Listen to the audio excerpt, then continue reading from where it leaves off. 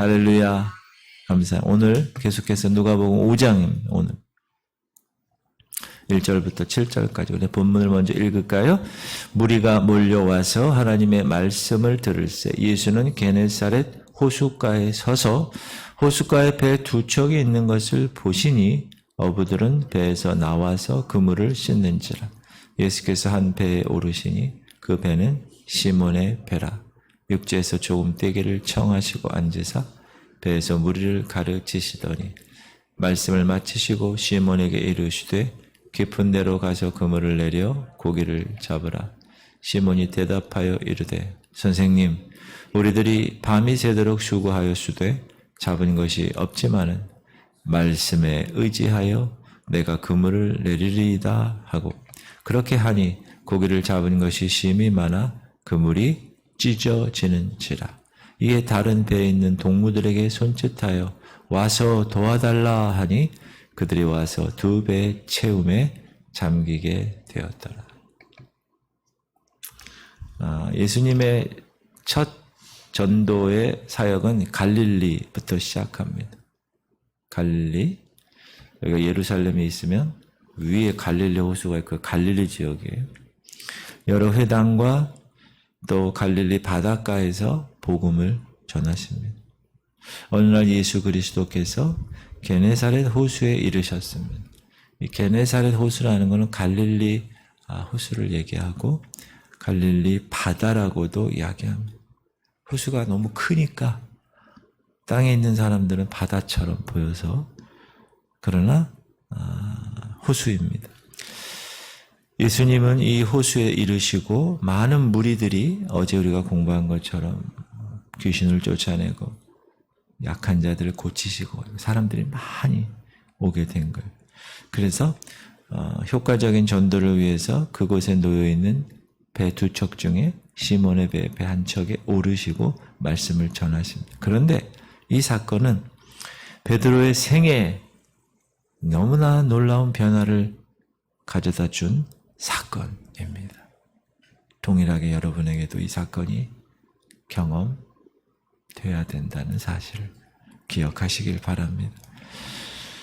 베드로가 처음 예수님을 만났을 때 예수를 따르고 그의 제자가 된 것이 아니라 오늘 예수님과 하룻밤의 만남을 마친 후에 이 게네사렛 호수에서 다시 만나고 베드로의 결정적인 부르심, 소위 우리가 콜링이라고 하는 그 부르심이 이곳에서 이루어집니다. 예수님이 베드로에게 찾아오신 때는 베드로가 아무런 걱정 근심 없었을 때가 아닙니다. 어려움을 당하고 있었던 그 베드로 인생의 밤이었습니다. 그러므로 여러분 인생의 밤이 지금 경험되고 있으십니까? 기뻐하시기 바랍니다. 예수님이 그 순간 찾아오시는 타이밍이기 때문에 그렇습니다.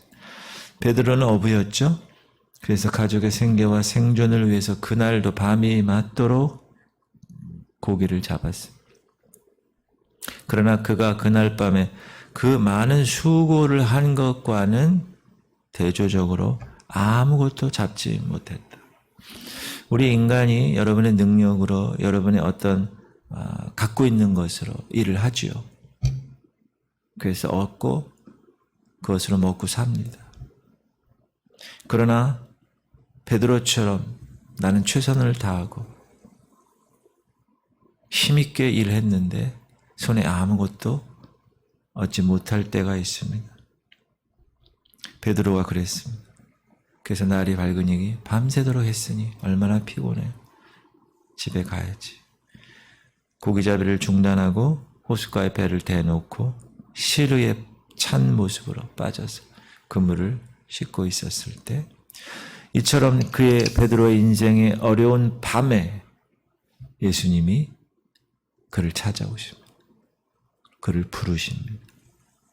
그리고 고기를 잡는 어부에서 사람을 낚는 어부로 새로운 인생을 살아가게 하십니다. I'll make you fishers of men if you follow me. 네가 나를 따라오면 내가 사람 낚는 어부가 되게 하리라. 그의 고기 잡는 어부의 삶에서 이제 영혼을 낚는 하나님의 어부의 삶으로 변화되는 사건이 오늘 있었다는 거예요. 근데 그것은 고난의 밤에 경험되었다는 거예요. 순풍이 부는 때가 아니라 역풍이 불어서 힘들고 역경 속에서 찾아왔다. 사랑하는 성도님들, 우리 인생에서 찾아오는 고난, 목사인 저에게도 그렇고 여러분에게도 분명히 고난이 있는데 그 고난을 여러분이 받을 때 자세, 태도는 무엇인가를 생각해야 합니다. 하나님이 왜 이 고난을 나에게 주셨을까? 원망 불평하라고 주신 게 아니에요. 왜 주셨을까? 인생에 고난이 오는 것, 여러분 믿지 않는 사람들에게도 마찬가지입니다. 하나님이 선택한 사람들에게 있어서 고난이 오는 것은 예수님을 만날 수 있는 기회를, 최적의 기회를 주신 것입니다. 호숫가에서 그물을 씻는 중에 예수님을 만났다고 하는 것은 우연일까요? 여러분이 지금 이 교회 새벽에 오셔서 이렇게 하나님께 기도할 수 있다는 거 우연일까요? 생전부지의 저를 만나서 말씀을 듣고 대언의 말씀을 붙들고 이렇게 살아가는 게 우연일까요? 아닙니다.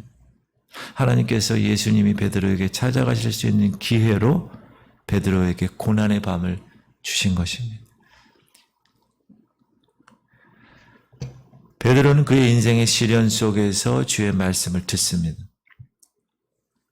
처음에 예수님은 많은 무리에게 말씀을 가르치셨습니다. 무리가 너무너무 많아지니까 배에 오르신 것입니다. 그래서 이제 호숫가에서 그물을 씻고 있었던 이 베드로도 청중의 한 사람으로 예수 그리스도의 말씀을 듣게 됩니다. 근데 예수 그리스도의 말씀을 들으면서 무언가 그 마음에 와닿는 것이, 그의 마음에 자기가 컨트롤할 수 없는 그 흡인력이 확 다가오는. 게네사렛 호숫가에는 2개의 배가 있었다고 합니다. 호숫가에 배 2척이 있는 것을 보시니 어부들은 배에서 나와서 그물을 씻는지. 그런데 하필이면 그 2배 가운데 예수님은 베드로의 배에 오르셨습니다. 베드로는 예수의 말씀을 듣는 중에 자기 배를 드린 것입니다.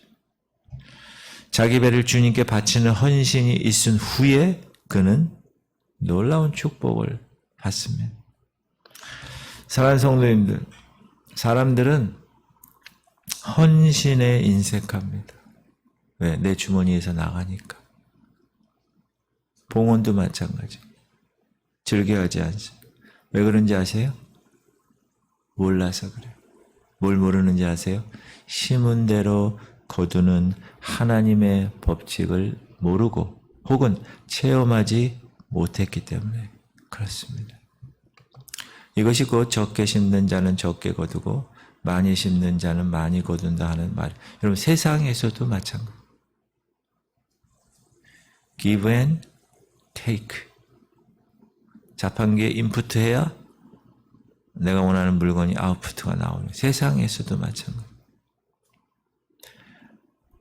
여러분 하나님께 드려보세요.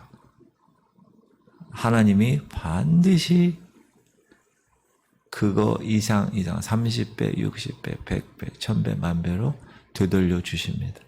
여러분 그거를 여러분의 삶 가운데서 경험한 사람은 달라요. 베드로는 자기 배를 예수님께 빌려드린 일로 인해서 다른 사람들이 받지 못한 놀라운 은혜와 축복을 받은 것입니다. 그리고 말씀을 마치신 후에 드디어 예수님은 베드로를 향하여서 이렇게 얘기하시죠. 깊은 데로 가서 그물을 내리라. 시작. 말씀을 마치시고 시몬에게 이르시되 깊은 데로 가서 그물을 내려 고기를 잡으라. 예수님은 자신을 위해서 배를 빌려준 베드로를 빈손으로 보내고 싶지 않으셨습니다. 여러분 우리가 오병이어 기적 그 스토리를 알죠? 떡 5개, 물고기 2마리를 도시락을 바쳤잖아요. 근데 다 5,000명이 먹고 거의 한 남녀노소 2만 명이 먹고 12광주리가 남았잖아요. 그 남은 거 어떻게 했죠? 생선과 보리떡을 바친 어린 소년에게 또 거기에 불쌍한 사람들에게 다 나눠줬어요. 하나님은 공짜가 없으십니다. 반드시 심은 대로 거둔. 제가 공부하는 사람들에게 또는 뭐하는 사람 항상 심은 대로 거두는 것. 눈물로 씨를 뿌리며 심으면 기쁨으로 단을 거두어. 그런데 예수님이 말씀하신 깊은 데로 가서 그물을 내리는 일, 이건 이해가 되지 않는 거예요. 왜? 베드로에게 있어서. 고기 잡는 거에 있어서는 베드로가 프로일까요? 아마추어일까요? 밥 먹고 이것만 했는데. 아유, 프로죠, 당연히. 근데 프로 입장에서 전혀 이해가 되지 않고 비합리적인 말을 주님이 하시는 거예요. 깊은 데로 가서 그물을 던져. 새벽녘에는 고기가 없을 뿐 아니라 깊은 곳에는 고깃대가 모이지 않습니다. 그거를 베드로가 알고 있었을까요? 몰랐을까요? 프로페셔널인데 왜 모르겠어요? 그래서 그는 선생님이요, 우리들이 밤이 맞도록 수고하였을 때 얻은 것이 없어요. 시작. 시몬이 대답하여 이르되 선생님, 우리들이 밤이 새도록 수고하였을 때 잡은 것이 없지만은. 예수님이 그물을 내리라고 하신 그 자리는 베드로가 밤새도록 고기 잡으면서 내린 그 자리였을 것이에요. 그렇죠? 그 자리도 내렸고 여기도 내렸고 다 그물을 내렸을 거예요. 근데 잡은 것이 없지만은 드디어 베드로는 선택의 기로에 놓이게 됩니다. 내 경험, 고기 잡아서 내 뼈마디가 굳어서 내가 어디를 봐서 어디에 그물 넣으면 고기가 낚인다는 것을 아는 내 경험을 거울 삼아 그물을 깊은 곳에 던져보라는 예수 그리스도의 말씀을 따르지 않는 것일까? 혹은 내 기득권, 내 생각, 내 모든 것 다 포기하고 저분이 말씀하시는, 예수 그리스도가 말씀하시는 그 말씀을 따르느냐, 내가 어느 것을 선택할 것이냐. 여러분 항상 여러분의 신앙생활에 있어서 이 선택이 주어집니다. 이거는 크고 작은 여러 가지 많은 상황에서 여러분에게 경험될 것입니다. 그때 여러분 반드시 선택하셔야 돼요. 이해되지 않아도, 합리적이지 않아도 여러분이 이 좁은 길을 선택한 것처럼 우리의 머리와 우리의 가치관과 우리의 세상 지식과 내 모든 백그라운드를 통해서 결정내고 선택하는 것이 아니라, 따라합시다. 말씀에 의지하여 그것을 근거로 해서 선택하는 것. 베드로는 선생님, 우리들이 밤이 맞도록 수고하였을 때 얻은 것이 없지만 당신의 말씀에 의지하겠습니다. 신뢰하겠습니다. 이해되지 않아도, 합리적이지 않아도. 여러분, 이게 신앙이에요. 신앙이 이해되고 오케이 믿는 것, 그건 신앙이 아닙니다. 믿고 나니 이해되는 게 신앙입니다. 여러분, 순서가, 신앙은 바뀌어 있습니다. 우리는 전도할 때 혹은 사람들에게 얘기할 때 보여줘, 내가 믿을게. 그건 믿음이 아닙니다. 믿었더니 보여줬어. 그게 믿음이에요. 우리가 9월인데 8월달 우리 교회 성경 암송 히브리서 11장 3절인가요? 믿음으로 이 모든 세계가 하나님의 말씀으로 지어진 줄 우리가 아나니 보이는 것은 보이지 않는 것으로 말미암아 된 것이 아닙니다. 영적인 것을 우리가 하나님의 거룩한 자녀로 붙드는 것이 믿음입니다. 순서를 항상 기억하셔야 돼요. 믿고 나니 이해가 되는 거예요. 이해되니 믿는 게 아니에요. 그럼 이해 안 되면 안 믿는 거예요. 성경이 이해 안 되는 게 얼마나 많아요. 사람이 어떻게 물로 걸어요? 어떻게 바다가 갈라져요? 어떻게 성이 기도하고 돈다고 무너져요? 이거는 뭐 어떻게 나귀가 말을 해요? 이해 안 되는 게 얼마나 많아요. 그러나 우리는 이 성경이 1.1획도 변하지 않은 하나님의 말씀이라는 것을 믿습니다. 그러니까 하나님이 그 다음부터 이해시키는 거예요. 성경을 이해해서 신앙을 이해해서 하려는 것은 어리석은 사람이에요. 그건 믿음이 필요 없는 거예요. 예수 믿는 것은 받은 증거만도다. 여러분 삶 가운데 그 믿음이 있기를 주의 이름으로 축원합니다. 말씀의 시작. 말씀에 의지하여 내가 그물을 내리리이다. 인간의 생각으로는 누가 무엇이라고 하든 고기 잡힐 가능성이 전혀 없다. 베드로 생각이었어요. 사랑하는 성도님들, 많은 사람들이 이 같은 베드로의 생각에서 발을 멈추기 때문에 더 깊은 신령한 은혜를 받지 못하고 다시 없는 좋은 기회를 잃어버리게 되는 거예요. 그러나 베드로는 그러나 말씀에 의지하여 그물을 내리리이다. 이 베드로의 순종의 태도가 그로 하여금 놀라운 축복을 받게 되는 동기가 된 것입니다. 사랑하는 성도님들, 주님의 말씀 앞에는 모든 것을 포기해야 합니다. 그 말씀에 순종하는 길 외에 다른 것이 개입될 수 없기 때문에 그렇습니다. 그래서 교회에서 사역을 하면서 제가 성도들을 보면 아멘 하고 말씀으로 믿음으로 받는 사람이 있어요. 그러나 재는 사람이 있어요. 아유, 그게 목사님 되겠어요? 이런 사람. 여러분은 어떤 사람입니까? 하나님 부족한 저를 이곳에 담임 목사로 하나님이 허락하셔서 왔는데 하나님의 말씀을 대언하면서 이 교회 비전을 주면서 최선을 다해서 달려나가는데 아유 목사님 그게 되겠어요? 이런 자세와 베드로처럼 말씀에 의지하여 제가 순종하겠습니다. 제가 그물을 내리겠습니다. 목사님 멋지게 앞으로 가서 리더십을 가지고 목회하십시오. 최선을 다해서 도와드리겠습니다. 기도하고 헌신하겠습니다. 그렇게 말하는 사람이 되겠어요? 여러분 후자가 되시기 바랍니다.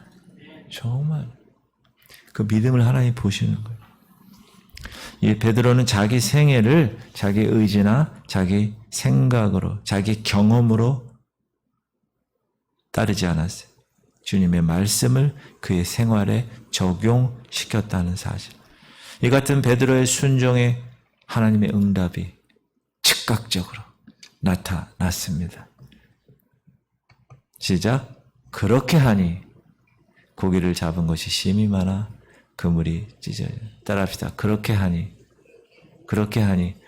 하니가 뭐죠? 말씀에 의지하여 이해되지 않아도 내가 보기에 합리적이지 않아도 주님이 말씀하시면 주님 말씀하시면 내가 나가리다. 주님 뜻이 아니면 내가 멈춰서리라. 할렐루야. 이것은 분명히 하나의 기적이죠. 그렇죠?